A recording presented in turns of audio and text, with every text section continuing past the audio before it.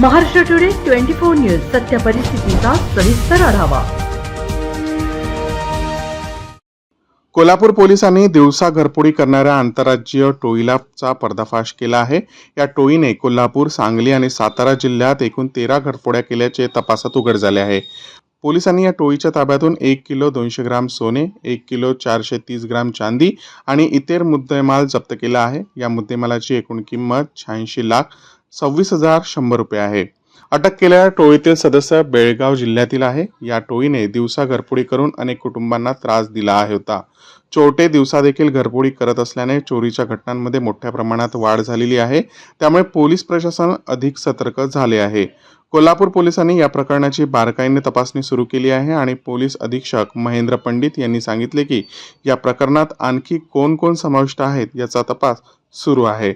साधारण मे महिन्यापासून कोल्हापूर जिल्ह्याच्या सीमावर्ती भागामध्ये राधानगरी, मुरगुड, गडहिंग्लज, आजरा, चंदगड या भागामध्ये दिवसा घरफोडीचं प्रमाण वाढलेलं होतं।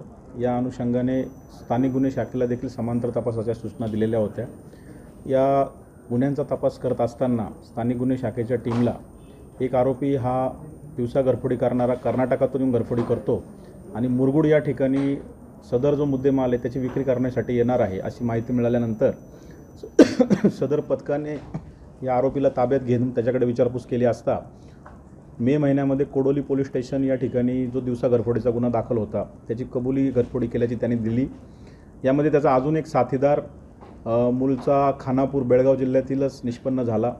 तो देखील एका दुसऱ्या गुन्ह्यामध्ये बेळगाव पोलिसांनी अटक केलेला होता। त्याचा देखील ताबा स्थानिक गुन्हे शाखेतर्फे घेण्यात आला आणि या दोघांकडे सखोल तपास केला असता कोल्हापूर जिल्ह्यातील 12 घरफोडीचे गुन्हे, इस्लामपूर पोलीस स्टेशन हद्दीतील एक घरफोडीचा गुन्हा आणि सातारा जिल्ह्यातील एक मोटरसायकल चोरीचा गुन्हा असे 14 गुन्हे उघडकीस आलेले आहेत।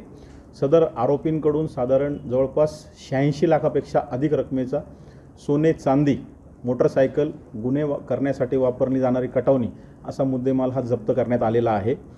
ह्या आरोपींची मोडस कटावणीच्या सहाय्याने सीमावर्ती भागातील दिवसा जे घर बंद आहेत त्यांना लक्ष्य करून कटावणीच्या सहाय्याने दरवाजा तोडून आत प्रवेश करणे व चोरी करणे अशी यांची गुन्हा करण्याची पद्धत आहे।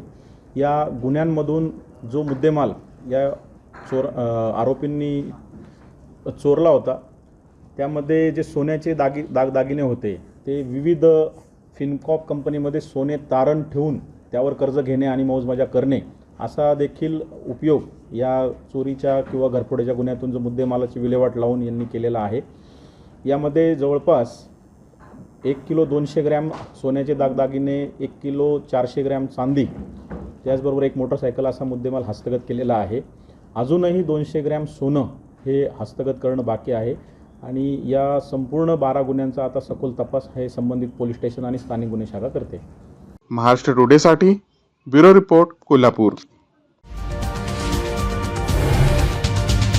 आजच महाराष्ट्र टुडे 24 न्यूजला सबस्क्राईब करा आणि सत्य परिस्थितीचा सविस्तर आढावा पहा।